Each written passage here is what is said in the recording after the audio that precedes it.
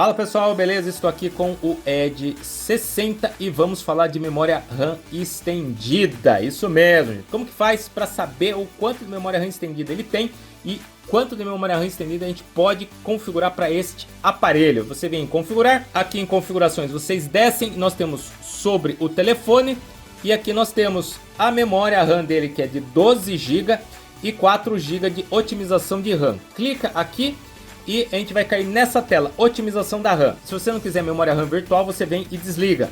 Mas no caso aqui, ele está usando 4 GB de memória RAM de armazenamento para se juntar à memória RAM, tá?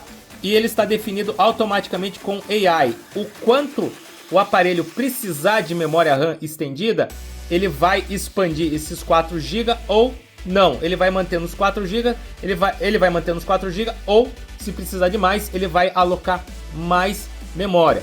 Ou se você quiser, você pode deixar como fixo 4, 6, 8 ou 12 GB. Ele já vem com 12 GB, mais 12 GB de memória RAM virtual, ele fica totalizando aí 24 GB de memória RAM física mais memória RAM virtual. Lembrando, pessoal, aparelhos que tem de 8 GB para cima, eu sempre recomendo desligar a memória RAM virtual porque não precisa. De 8 GB para cima, os aparelhos hoje em dia ainda comportam rodar muito bem o Android e, na minha opinião, não precisa de memória RAM virtual.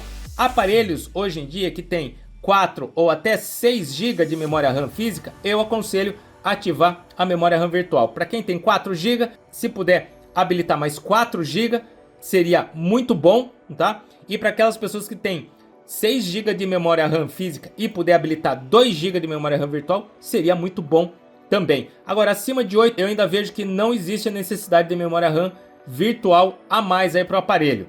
Pessoal, para mais dicas igual a essa, segue nós aí.